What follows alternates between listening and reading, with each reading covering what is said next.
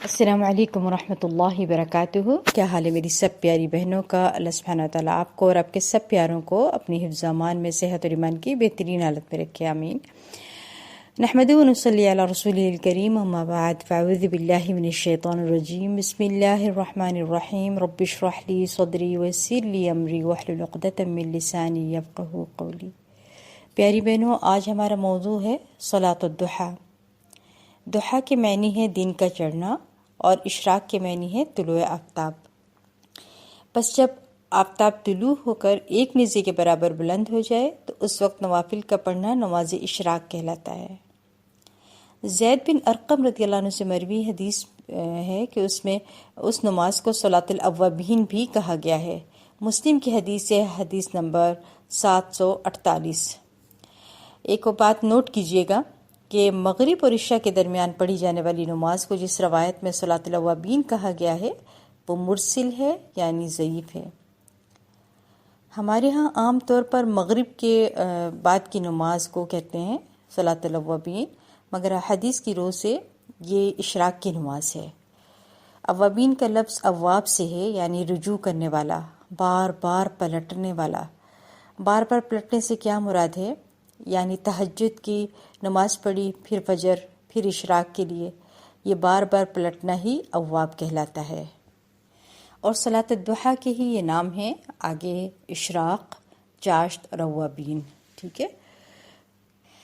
ایک حدیث میں اس کی فضیلت پتہ چلتی ہے صلاۃ الضحیٰ کی، یعنی اشراق کی نماز کی۔ حضرت انس رضی اللہ عنہ سے روایت ہے کہ رسول اللہ صلی اللہ علیہ وسلم نے فرمایا، جس آدمی نے فجر کی نماز جماعت سے پڑھی، پھر سورج طلوع ہونے تک بیٹھ کر اللہ کا ذکر کرتا رہا، یعنی اپنی جگہ پر بیٹھ کر اس کے بعد اللہ کا ذکر کرتا رہا اور 2 رکعت نماز ادا کی، اسے 1 حج اور 1 عمرے کا ثواب ملے گا۔ راوی نے کہا ہے کہ رسول اللہ صلی اللہ علیہ وسلم نے ارشاد فرمایا، پورے 1 حج اور 1 عمرے کا، پورے 1 حج اور 1 عمرے کا، پورے 1 حج اور 1 عمرے کا، یعنی 3 بار آپ نے دہرایا کہ پورے 1 حج اور 1 عمرے کا ثواب ملے گا۔ یہ ترمذی کی حدیث ہے، حدیث نمبر 480۔ کتنی خوش نصیبی ہے ان لوگوں کے لیے جو کہ اس طرح کا عمل کرتے ہیں اور اپنے ماشاءاللہ حج اور عمرے کا ثواب مل لیتے ہیں۔ اور پھر آپ صلی اللہ علیہ وسلم نے 3 بار کہا، آپ فرماتے ہیں، قال رسول اللہ صلی اللہ علیہ وسلم تامتی تامتی تامہ، 3 بار آپ نے کہا کہ پورا پورا پورا ثواب حج اور عمرے کا ملے گا۔ تو پھر آپ مجھے بتائیں کتنی بڑی سعادت ہے جو لوگ اپنی اشراق کے لیے اپنی جا نماز پہ بیٹھے رہتے ہیں، ذکر کرتے رہتے ہیں فجر کی نماز پڑھ کر، اور پھر اشراق پڑھ کر اٹھتے ہیں تو یہ پورا ثواب لے کر اٹھتے ہیں۔ مگر اس کا یہ مطلب نہیں کہ حج عمرہ نہیں کرنا، حج عمرہ کرنا ہے، یہ ثواب کی بس اجر کے لحاظ سے بتایا جا رہا ہے، ٹھیک ہے۔ حج اور عمرے کی یقیناً فضیلت اپنی جگہ ہے۔ یہ تو اشراق کی نماز کا ذکر ہے۔ اس کے بعد دیکھیے، حضرت زید بن ارقم رضی اللہ عنہ نے کچھ لوگوں کو نماز چاشت پڑھتے دیکھا تو کہا، کیا لوگوں کو علم نہیں کہ اس وقت کے علاوہ دوسرا وقت اس نماز کے لیے افضل ہے؟ اور یہ وہ وقت ہے جس کے بارے میں رسول اللہ صلی اللہ علیہ وسلم نے ارشاد فرمایا ہے کہ نماز اوابین کا وقت تب ہی ہوتا ہے جب اونٹ کے بچوں کے پاؤں جلنے لگیں۔ اسے مسلم نے روایت کیا ہے، حدیث نمبر 368۔ اس حدیث سے یہ پتہ چلتا ہے کہ صلاۃ الاوابین جو ہے وہ ایسے ٹائم پہ پڑھی جانی چاہیے جو 10 بجے کے بعد کا وقت ہے، اور اس لیے کہ صحرا میں یہ وقت جو ہوتا ہے اس میں ریت گرم ہو جاتی ہے اور پھر اونٹوں کے بچوں کے جو پاؤں ہیں وہ جلنے لگتے ہیں، ٹھیک ہے۔ تو یہ وہ وقت ہے، لیکن اس کے لیے مغرب کے بعد کا وقت نہیں ہو سکتا، جیسے ہمارے ہاں اکثریت یہ سمجھتی ہے کہ نماز بعد میں پڑھی جائے گی۔ تو آپ مجھے بتائیں کون سا سورج ہوتا ہے مغرب کے بعد جس سے پاؤں اونٹ کے بچوں کے جل رہے ہوں، ٹھیک ہے۔ تو یہ وہی وقت ہے جو کہ صلاۃ الاشراق کے یہ چاشت نماز کا وقت ہے۔ اور ان کے اوقات جو ہے میں واضح کر دیتی ہوں۔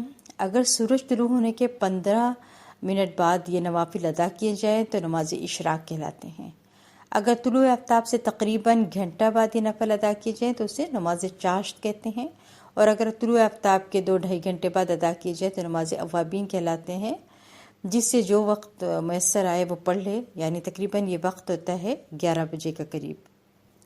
پھر ایک اور حدیث میں اور فضیلت اس کی معلوم ہوتی ہے۔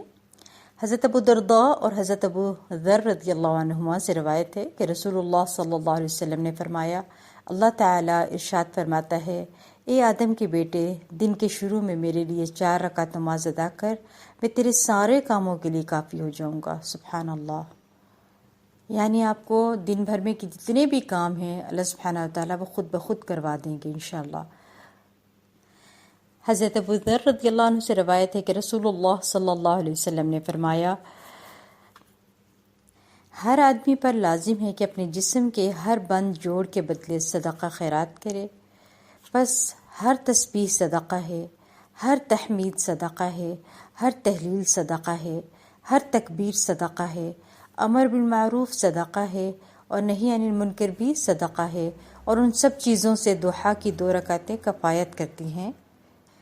تسبیح یعنی سبحان اللہ کہنا، تحمید اللہ اکبر کہنا، تہلیل لا الہ الا اللہ کہنا، تکبیر اللہ اکبر کہنا، امر بالمعروف نیکی کا حکم یا ترغیب دینا ہے، نہی عن المنکر بدی سے روکنا یا نفرت دلانا۔ اس حدیث سے معلوم ہوا کہ چاشت کی نماز یعنی اشراق کی نماز کی کم از کم تعداد 2 رکعتیں ہیں، واللہ اعلم۔ یعنی اگر آپ یہ سب کام نہ کر سکیں اور صرف 2 رکعت پڑھ لیں تو گویا آپ نے صدقہ کر دیا، اور کوئی شخص یہ 2 رکعتیں بھی پڑھے اور باقی کام بھی کرے تو یقیناً باقی لوگوں سے بھی آگے بڑھ جائیں گے، ٹھیک ہے، یعنی باقی لوگوں سے افضل ہو جائیں گے کہ انہوں نے صدقہ بھی دیا اور جو ہے مالی طور پر بھی دیا اور نفل پڑھ کے اور اپنے جسم کا جوڑوں کا بھی صدقہ دے دیا، تو یہ یقیناً دوسرے لوگوں سے افضل ہو جائیں گے انشاءاللہ۔ پھر حدیث میں آتا ہے کہ رسول اللہ صلی اللہ علیہ وسلم نے فرمایا، اللہ تعالیٰ فرماتا ہے، اے آدم کے بیٹے، خالص میرے لیے 4 رکعتیں اول دن میں پڑھ یعنی اشراق کی، میں تجھ کو اس دن کی شام تک کفایت کروں گا۔ یہ ابو داؤد کی حدیث ہے، حدیث نمبر 1289 ہے، اور ترمذی کی حدیث ہے، حدیث نمبر 474۔ اگر آپ غور کریں نا لفظوں کے اوپر تو اللہ تعالیٰ نے شرط رکھی یہاں پہ۔ کیا شرط ہے؟ یہ شرط رکھی ہے کہ خالص میرے لیے 4 رکعتیں پڑھی، یہ خاص اللہ کے لیے ہے، یعنی کوئی نماز تو اللہ کے لیے بغیر غرض کے بھی پڑھ لینی چاہیے نا۔ ہم عموماً کیا کرتے ہیں، کبھی کوئی نماز پڑھنے لگتے ہیں، کوئی کہہ دے آپ کو کہ اس وقت میں اشراق پڑھ لیں یا اس وقت میں تہجد پڑھ لیں، تو کہتے ہیں پھر ہماری حاجت کے نفل ہیں وہ پڑھ لیں، اور حاجت کے نفل کے علاوہ بھی بتاتے ہیں نماز استخارہ ہم نے پڑھنی ہے وہ پڑھ لیتے ہیں، پھر ہم وہ 2 رکعتیں پڑھتے ہیں، ہمیں یہ ڈبل ثواب مل جائے گا۔ بات یہ ہے کہ ہمیں کوئی نماز تو اللہ کے لیے بغیر غرض کے پڑھنی چاہیے، صرف خالص اللہ کے لیے۔ اور خالص سے مراد یہ بھی ہے کہ ریاکاری نہیں ہونی چاہیے اس نماز میں، کہ کسی کو پتہ چلے کہ میں نماز پڑھ رہا ہوں، میں تو بڑے اشراق کی پابند ہوں، میں تو بڑی ان چیزوں کے، یہ چیزیں نہیں ہونی چاہیے، ٹھیک ہے، دکھاوے کے لیے نہیں ہونی چاہیے آپ کی عبادت، بلکہ خالص اللہ کے لیے ہونی چاہیے۔ یقیناً جو شخص اس اللہ تعالیٰ کی اس شرط کو پوری کرے گا تو وہی شخص جو ہے وہ اللہ کے اس فضیلت سے، اللہ تعالیٰ کی اس فضیلت سے فائدہ اٹھا سکے گا انشاءاللہ۔ پھر ام ہانی رضی اللہ عنہ فرماتی ہیں، رسول اللہ صلی اللہ علیہ وسلم نے فتح مکہ کے دن غسل کیا اور 8 رکعت نماز ضحیٰ پڑھی، ٹھیک ہے، یہ بخاری کی حدیث ہے، حدیث نمبر 1176 ہے، اور مسلم کی حدیث ہے، حدیث نمبر 336۔ اس حدیث سے معلوم ہوتا ہے کہ خاص اس موقع پر پڑھی ہے آپ صلی اللہ علیہ وسلم نے یہ نماز، اس کا معمول نہیں تھا، کیونکہ فتح مکہ کے موقع پر پڑھی تھی آپ صلی اللہ علیہ وسلم نے، کیونکہ اتنی رکعات کی تعداد کسی اور حدیث میں نہیں ملتی، یعنی کسی اور صحابی نے نہیں بتائی ہیں۔ ایک اور حدیث میں ملتا ہے، حضرت معاذہ رضی اللہ عنہا نے ام عائشہ صدیقہ رضی اللہ عنہ سے دریافت کیا، رسول اللہ صلی اللہ علیہ وسلم نماز ضحیٰ کتنی رکعتیں پڑھتے تھے؟ ام عائشہ رضی اللہ عنہ نے کہا 4 رکعتیں، اور جس قدر اللہ تعالیٰ چاہتا آپ اس سے زیادہ بھی پڑھتے تھے، ٹھیک ہے۔ یہ مسلم کی حدیث ہے، حدیث نمبر 719۔ اب ایک حدیث سے ہمیں پتہ چل رہا ہے 2 رکعتیں، پھر پتہ چل رہا ہے 4 رکعتیں، پھر پتہ چل رہا ہے 8 رکعتیں، یعنی آپ جو بھی چاہیں پڑھ سکتے ہیں، کیونکہ ایک روایت میں یہ بھی ملتا ہے کہ آپ صلی اللہ علیہ وسلم نے 6 رکعتیں پڑھائی تھیں، یعنی پڑھتے تھے، ٹھیک ہے، 6 رکعتیں آپ صلی اللہ علیہ وسلم پڑھتے تھے صلاۃ الضحیٰ کی۔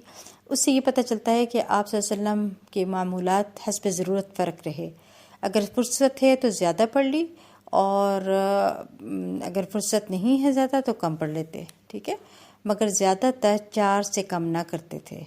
اور اس کا وقت بھی حدیث کی روشنی میں ہم نے دیکھ لیتے ہیں کہ حضرت علی رضی اللہ عنہ سے روایت ہے کہ آپ صلی اللہ علیہ وسلم صلاۃ الضحیٰ 6 رکعت 2 وقتوں میں ادا کرتے۔ جب سورج نکلتا اور بلند ہوتا تو آپ صلی اللہ علیہ وسلم 2 رکعتیں پڑھتے، جس کو اشراق کہلاتے ہیں، اور جب سورج پھیل جاتا اور سورج مشرق کی جانب سے نکل کر آسمان تک آ جاتا تو 4 رکعتیں پڑھتے، جو 11 بجے کا وقت ہے۔ یعنی ضحیٰ کا وقت سورج نکلنے کے 15 منٹ بعد سے لے کر زوال تک ہے، یعنی زوال سے پہلے پہلے پڑھ لیں، ٹھیک ہے تو صلاۃ الضحیٰ نام اس کا، لیکن آگے وقت کے حساب سے جب اس ٹائم پہ پڑھا 15 منٹ بعد تو اشراق کہلائے گا، اور گھنٹہ ڈیڑھ کے بعد پڑھا تو چاشت کہلائے گا، اور 11 بجے کے قریب پڑھا تو یہ جو ہے وہ صلاۃ الاوابین کہلائے گا، ٹھیک ہے۔ یہ اب ہمارے اوپر ہے کہ ہم انشاءاللہ پوری تینوں ٹائم پہ ہم نماز پڑھیں۔ اور ایک بات میں آپ لوگوں سے کرنا چاہ رہی ہوں، کیونکہ بہت سی بہنیں یہ بھی کہتی ہیں کہ ہمارے پاس وقت نہیں ہے، تو پیاری بہنوں، میں نے اور آپ نے یہ نہیں سوچنا کہ آپ صلی اللہ علیہ وسلم تو یہ کر سکتے تھے اور ہم نہیں کر سکتے، ہم بہت مصروف ہیں یا ہمارے پاس وقت نہیں ہے۔ ایسا نہیں ہے، کیونکہ آپ صلی اللہ علیہ وسلم جتنا کوئی مصروف ہوگا، آپ صلی اللہ علیہ وسلم جتنے مصروف تھے کیا اتنا کوئی مصروف ہوگا؟ ہرگز نہیں، بلکہ یہ صرف ہماری نیت اور ارادے کا نام ہے۔ کوشش کرنی پڑے گی بس، ٹھیک ہے، کوشش کریں گے تو اللہ سبحانہ تعالیٰ ضرور ہماری مدد کریں گے۔ بلکہ اگر آپ غور کریں تو یہ ہمارے کام میں بریک ہوتی ہے، جب ہم کام کر کر کے تھک جاتے ہیں تو بریک ہوتی ہے، اب آپ ریسٹ کر لیں اور اب آپ ریسٹ کر لیں۔ جب آپ کام کر کے تھک جاتے ہیں، ہے نا، کچھ لوگ ذہنی طور پر کام کر کے بھی تھک جاتے ہیں، تو اس وقت بریک بہت اچھی محسوس ہوتی ہے۔ مصروفیت بہت ہے تو 2 ہلکی رکعتیں پڑھ لیں، ٹھیک ہے، مگر پڑھ ضرور لیں۔ اگر ہم اپنے روزمرہ کے کاموں اور وقت کا موازنہ کریں نا، تو ہمیں معلوم ہوگا کہ ہم کتنا وقت مثبت کاموں میں لگاتے ہیں اور کتنا وقت بیکار کی گفتگو میں لگاتے ہیں، کبھی گھر والوں سے، کبھی فون کال پر، کبھی لا یعنی چیٹ کرتے رہتے ہیں، بے مقصد بولتے رہتے ہیں، جس کی وجہ سے ہم اپنی انرجی صرف کرتے رہتے ہیں۔ یاد رکھیے گا میری پیاری بہنوں، یہ لمحے آخرت میں باعث حسرت ہوں گے۔ اس حسرت سے بچنے کے لیے ہمیں ان لمحوں سے فائدہ اٹھانا ہے۔ اس کے لیے کیا کرنا ہوگا؟ سب سے پہلے تو نیت کو خالص کر لیں، ٹھیک ہے، پھر شوق پیدا کریں، جتنی حدیث سنی ہیں یہ ان کو بار بار اپنے ذہن میں لے کے آئیں اور شوق پیدا کریں، ارادہ پختہ کریں کہ میں بإذن اللہ کے حکم کے ساتھ پڑھوں گی تو اللہ ضرور آسانیاں پیدا فرمائے گا اور وقتوں میں برکتیں عطا فرمائے گا، اور وہ اپنے سارے کام اپنی رحمت سے کروا بھی لے گا بإذن اللہ۔ پیاری بہنوں، اگر ہم ایک مختصر نماز پڑھیں تو ہمیں 5 منٹ لگتے ہیں، تو کیا ہمارے پاس اپنے لیے 5 منٹ بھی نہیں ہے؟ نہیں، بالکل نہیں، بس پختہ ارادہ کی ضرورت ہے۔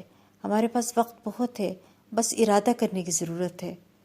ہم سب جانتے ہیں کہ جب ہم پختہ ارادہ کر لیتے ہیں اور مضبوط ارادے کے ساتھ ہم کسی کام کو کرنا شروع کرتے ہیں تو اللہ سبحانہ تعالیٰ کی مدد ضرور آتی ہے، اور ہم جو ہے ہماری ہی سستیاں ہیں کہ ہم پختہ ارادہ نہیں کرتے ہیں، بس کبھی کر لیا، کبھی چھوڑ دیا، کبھی کر لیا۔ اللہ سبحانہ تعالیٰ سے دعا کرتے ہیں اللہ تعالیٰ ہمیں توفیق عطا فرمائے اور جو ہے ہمارے لیے آسانیاں پیدا فرمائے اور ہمارے اندر شوق پیدا فرمائے۔ یا اللہ، یا اللہ تو ہمارے اندر شوق پیدا فرما ان سارے اجر کو سمیٹنے کے لیے۔ اور یہ بات بھی یاد رکھیے گا کہ ہر چیز کی فضیلت اپنی جگہ ہے۔ جیسے اب اشراق کے بعد ہمیں پتہ چلتا ہے کہ اگر ہم فجر کے بعد اگر ہم اپنی جگہ پر بیٹھے رہیں، جیسے خواتین گھر پر ہیں تو وہ بیٹھی رہیں اپنی جگہ پر، عبادت کرتی رہیں یہاں تک کہ سورج طلوع ہو جائے، اور طلوع ہونے کے 15 منٹ بعد اشراق پڑھ کر اٹھیں تو پورے حج اور عمرے کا ثواب ملتا ہے انشاءاللہ۔ خواتین کو بھی گھر پہ ملے گا بإذن اللہ۔ اور اسی طرح جیسے ہم نے پڑھا کہ تسبیح یعنی سبحان اللہ کہنا، اللہ اکبر کہنا، لا الہ الا اللہ کہنا، اور امر بالمعروف کرنا اور نہی عن المنکر یعنی ان چیزوں سے روکنا، یہ سب کچھ جو ہے صدقہ ہے، ٹھیک ہے، لیکن اگر 2 نفل پڑھیں تو اس کو کفایت کر جائے گی، جیسے میں نے آپ کو پہلے حدیث سے بیان کی ہے۔ اب اس کا یہ مطلب نہیں ہے کہ ہم یہ کر لیں تو پھر ہمارے لیے کافی ہے اور اب ہمیں صدقہ کرنے کی ضرورت نہیں کیونکہ ہم نے اشراق کے نفل پڑھ لی ہیں، تو ایسی بات نہیں ہے۔ کیونکہ دیکھنے میں آتا ہے کہ ہاں عام لوگوں کو کہ عام طور پر یہ عمل ہوتا ہے کہ ایک کام کر لیے اور باقی کو چھوڑ دیتے ہیں، ٹھیک ہے، کہ ہم 2 رکعت پڑھ لی ہیں تو اب ہمیں کوئی ذکر کرنے کی اس طرح ضرورت نہیں ہے، یا پھر امر بالمعروف یا صدقہ جو ہے ہمیں مالی طور پہ کرنے کی ضرورت نہیں کیونکہ ہم نے اشراق پڑھ لی ہے. تو ایسی بات نہیں ہے، کیونکہ صحابہ کرام ایسے نہیں تھے، وہ تو بہت حریص تھے نیکیاں کمانے میں، ٹھیک ہے. اس لیے آپ لوگوں نے یہ نہیں کرنا کہ بس 2 رکعتیں پڑھ لیں تو کافی ہوگا اور باقی کام چھوڑ دیں، نہیں، بلکہ وہ نیکیاں اپنی جگہ ہیں. ایسا نہیں کرنا چاہیے جیسا کہ کچھ لوگ سمجھتے ہیں 10 بار قل هو اللہ احد پڑھنے سے جنت میں ایک گھر تعمیر ہو جائے گا، تو باقی جنت میں لے جانے والے عملوں پر توجہ ہی نہیں دیتے. یہ کہتے ہیں کہ ہم نے 10 بار پڑھ لی، اب جو ہمارا گھر بن گیا، اب 10 بار پڑھ لی ہمارا گھر بن گیا، تو اب ہم باقی کاموں پہ توجہ نہیں دیتے. اسی طرح کچھ لوگ سمجھتے ہیں کہ حرم مکہ میں ایک نماز کا ثواب 1,00,000 ہے، تو پھر ابھی نمازیں نہیں پڑھتا، مگر مکہ حرم جا کر پڑھ لیں گے تو کافی ہو جائیں گی. تو ایسا نہیں ہے. 1,00,000 نمازوں کے ثواب یہ تھوڑی ہوتا ہے کہ 1,00,000 نمازیں بھی ادا ہوگی، نہیں، ہر کام اپنی جگہ کرنے سے ہوتا ہے، ٹھیک ہے. حج اور عمرے پہ جانا اپنی فضیلت ہے، وہاں پر جا کے نماز پڑھنا اس کی اپنے اجر ہے. اس کا یہ مطلب نہیں ہے کہ ہم پھر اب نمازیں نہ پڑھیں، وہاں جا کر پڑھیں. صرف سمجھانے کے لیے یہ بتایا ہے کہ اس کام کا اجر و ثواب کتنا زیادہ ہے. تو پیاری بہنوں، انشاءاللہ باذن اللہ کے حکم اور اس کی توفیق کے ساتھ ہم سب ایک پختہ ارادہ کر کے انشاءاللہ آج اٹھیں گے کہ ہم سب نے انشاءاللہ اپنی پابندی کے ساتھ اشراق کی نماز پڑھنی ہے اور اس کی فضیلت کو پانا ہے اور خالص اللہ کے لیے کرنا ہے. انشاءاللہ اللہ سبحانہ وتعالی ہمارے سارے معاملات آسان کر دے گا. صرف ہماری ہمت کی بات ہے، ہم کس طرح ہمت کرتے ہیں اور کیسے آگے بڑھتے ہیں. اللہ سبحانہ وتعالی کیا فرماتے ہیں کہ تم میری طرف چل کر آ تو میں دوڑ کر آؤں گا. اللہ سبحانہ وتعالی سے دعا ہے کہ ہمیں توفیق عطا فرمائے کہ ہم یہ ساری نیکیاں سمیٹ سکیں اور اجر و ثواب جتنا ہے سب سمیٹ سکیں. ایسا نہ ہو کہ وہ لمحے آخرت میں ہمارے لیے باعث حسرت ہوں. قرآن پاک میں ذکر آتا ہے نا کہ لوگ کہیں گے یا اللہ ہمیں ایک گھڑی کے لیے بس واپس بھیج دے، ایک گھڑی کے لیے ہم وہ کما لائیں، لیکن اس وقت اللہ تعالیٰ کہیں گے اب واپسی کا راستہ نہیں ہے. تو ہمیں پیاری بہنوں چاہیے کہ ان لمحوں سے بھرپور فائدہ اٹھائیں، ٹھیک ہے، بھرپور فائدہ اٹھائیں اور اپنی زندگی میں وہ سارے عمل کر لیں جو آخرت میں ہمیں فائدہ پہنچانے والے ہیں. جزاکم اللہ خیر. مجھے امید ہے کہ آپ سب بہنوں کو بہت اچھے سے انشاءاللہ اشراق، صلاۃ الضحیٰ یعنی اشراق کی نماز اور چاشت کی نماز اور صلاۃ الاوابین کے بارے میں سنت کے مطابق علم ہو گیا ہوگا. اللہ سے دعا ہے کہ وہ ہمیں عمل کی توفیق عطا فرمائے. آمین. سبحانک اللہم بحمدک، اشہد ان لا الہ الا انت، استغفرک و اتوب الیک. السلام علیکم ورحمۃ اللہ وبرکاتہ.